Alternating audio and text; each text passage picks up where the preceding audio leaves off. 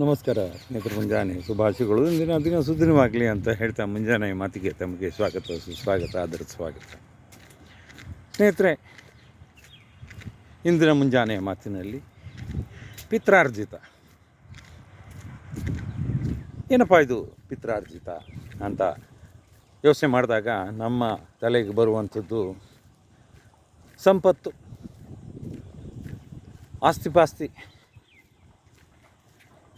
ಅಪ್ಪ ಅಮ್ಮ ತೀರ್ಕೊಂಡಾಗ ಏನು ಆಸ್ತಿ ಬಿಟ್ಟು ಹೋಗಿದ್ದಾರೆ, ಅದು ಪಿತ್ರಾರ್ಜಿತ ಅಂತ ನಮ್ಮ ತಲೆಗೆ ಬರೋದು ಸ್ವಾಭಾವಿಕ ಸ್ವಾಮಿ.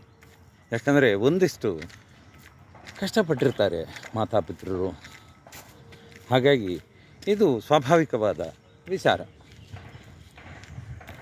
ಏನಪ್ಪ ಮಿಕ್ಕಿದ್ದು ಪಿತ್ರಾರ್ಜಿತಗಳು ಏನಿದ್ದಾವೆ ಅದನ್ನು ಯೋಚನೆ ಮಾಡ್ತಾ ಹೋದರೆ ಸಾಕಷ್ಟು ಪಿತ್ರಾರ್ಜಿತಗಳು ನಮ್ಮ ಕಣ್ಮುಂದೆ ಬರ್ತವೆ. ನಾವೇ ಪಿತ್ರಾರ್ಜಿತ. ಆ ಭಗವಂತ, ಆ ಮಾತಾ ಪಿತೃರ ಮುಖಾಂತರ ನಮ್ಮನ್ನು ಈ ಜನ್ಮ ಪಡೆಯೋದಕ್ಕೆ ಸಾಧ್ಯವಾಗಿದೆ. ಹಾಗಾಗಿ ನಾವೇ ಒಂಥರ ಪಿತ್ರಾರ್ಜಿತ.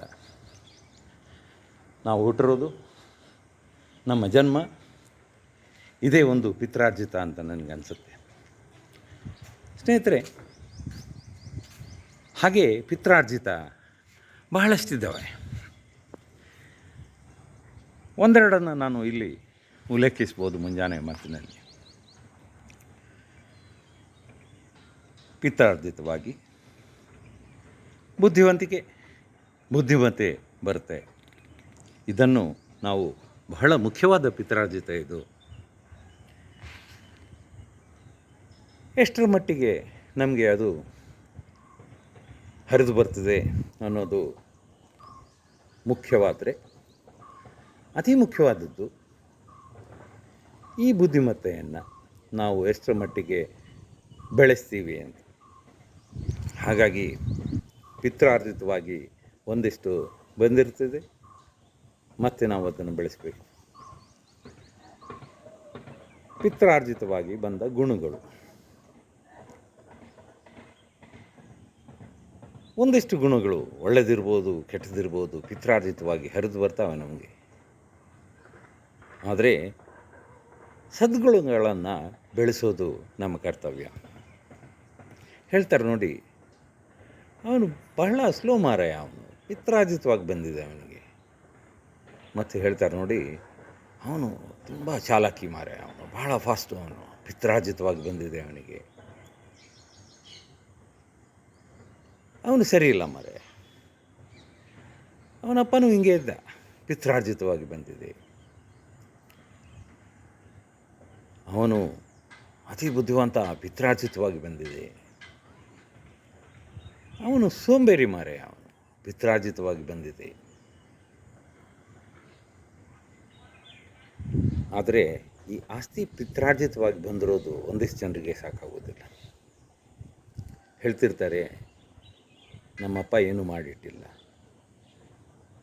ನಿನ್ನನ್ನೇ ಮಾಡಿಟ್ಟಿದ್ದಾನಲ್ಲ ಮಾರಾಯ, ನಿನಗೆ ದೇವರು 2 ಕಾಲು, 2 ಕೈ, 2 ಕಿವಿ, 2 ಕಣ್ಣು, 2 ಮೂಗು ಅಂದರೆ ಒಂದೇ ಇರೋದು, 2 ಹೊಳ್ಳೆಗಳಿರ್ತವೆ, ಎಲ್ಲ ಕೊಟ್ಟಿದ್ದಾನೆ. ಸತ್ಕರ್ಮಗಳನ್ನು ಮಾಡು, ನಿನಗೆ ಯಾಕೆ ಅಪ್ಪನ ಆಸ್ತಿ ಬೇಕು ಪಿತ್ರಾರ್ಜಿತ ಅನ್ನೋದು ಒಂದು ವಾದ. ಹಾಗಾಗಿ ಈ ಪಿತ್ರಾರ್ಜಿತವಾಗಿ ಬರುವಂತಹ ನಾವು, ಪಿತ್ರಾರ್ಜಿತವಾಗಿ ಬರುವಂತಹ ಸಂಪತ್ತು, ಪಿತ್ರಾರ್ಜಿತವಾಗಿ ಬರುವಂತಹ ಬುದ್ಧಿವಂತಿಕೆ, ಪಿತ್ರಾರ್ಜಿತವಾಗಿ ಬರುವಂತಹ ಸಜ್ಜನಿಕೆ, ಈ ಥರ ಪಿತ್ರಾರ್ಜಿತವಾಗಿ ಬಹಳ ವಿಷಯಗಳು ಬರ್ತವೆ.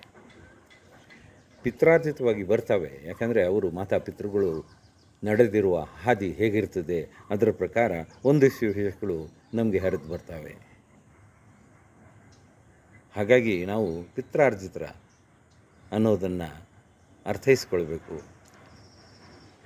ಏನು ಅಪ್ಪ ನನಗೇನು ಮಾಡಿಟ್ಟಿಲ್ಲ, ಇವೆಲ್ಲ ಮಾತುಗಳು ಬೇಡ. ನಾವು ಏನು ಮಾಡ್ತೀವಿ, ಏನು ಬೇಕು ನಿನಗೆ ಜೀವನ ಮಾಡೋದಕ್ಕೆ, ಬರುವಾಗ ಏನು ತಂದಿದ್ದೀಯಾ, ನೀನಾಗಿ ಏನು ತಂದಿದ್ದೀಯಾ, ಹೋಗುವಾಗ ನೀನಾಗಿ ಏನು ಬಿಟ್ಟು ಹೋಗ್ತೀಯಾ, ಇದು ಮುಖ್ಯ. ಹಾಗಾಗಿ ಪಿತ್ರಾರ್ಜಿತವಾಗಿ ಬರೋ ಸಂಪತ್ತು ಮಾತ್ರ ಮುಖ್ಯ ಅಲ್ಲ, ಬುದ್ಧಿವಂತಿಕೆ,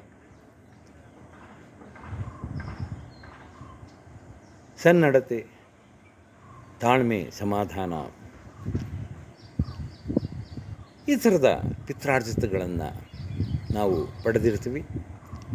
ಇವನ್ನು ನಾವು ಮತ್ತೆ ರೂಢಿಸ್ಕೊಳ್ಬೇಕು, ಬೆಳೆಸಬೇಕು. ಆಗ ನಾವು ನಮ್ಮ ಜನ್ಮ ಸಾರ್ಥಕ ಆಗುತ್ತೆ ಅಂತ ನನಗನ್ಸುತ್ತೆ. ಹಾಗೆ ನಾವು ನಮ್ಮನ್ನು ತಿದ್ದಿಕೊಳ್ಬೇಕು. ಹಾಗಾಗಿ ಪಿತ್ರಾರ್ಜಿತವನ್ನು ಸಂಪತ್ತಿಗೆ ಮಾತ್ರ ನಾವು ನೋಡಿ ಅಳಿಬಾರ್ದು. ಬೇರೆ ವಿಷಯಗಳನ್ನು ಸಾಕಷ್ಟು ಮಟ್ಟದಲ್ಲಿ ನಾವು ಯೋಚನೆ ಮಾಡಬೇಕು. ಏನೇನು ಪಿತ್ರಾರ್ಜಿತಗಳು ನಮಗೆ ಬಂದಿದ್ದಾವೆ ಅವನ್ನು ಇನ್ನೂ ನಾವು ಬೆಳೆಸಬೇಕು. ಹಾಗೆ ಸನಾತನ ಧರ್ಮದ ಅನುಯಾಯಿಗಳಾಗಿ ಸಜ್ಜನಿಕೆಯಿಂದ ನಾವು ಜೀವನ ಮಾಡಿದರೆ ನಾವು ಕೃತಾರ್ಥರು ಅಂತ ಹೇಳ್ತಾ ಇಂದಿನ ಮುಂಜಾನೆ ಮಾತುಗಳನ್ನು ಮುಗಿಸ್ತೀನಿ. ಮಾತುಗಳನ್ನು ಕೇಳಿದ್ದಕ್ಕೆ ಧನ್ಯವಾದಗಳು. ಪ್ರೀತಿ ಇರಲಿ. ಇಂತಿ ತಮ್ಮ ವಿಠ್ಠಲ್ ಬೋಡಸ್ ಮಾಳಮುಳ್ಳೂರು. ಮತ್ತೆ ಸಿಗ್ತೀನಿ. ಜೈ ಶ್ರೀರಾಮ್.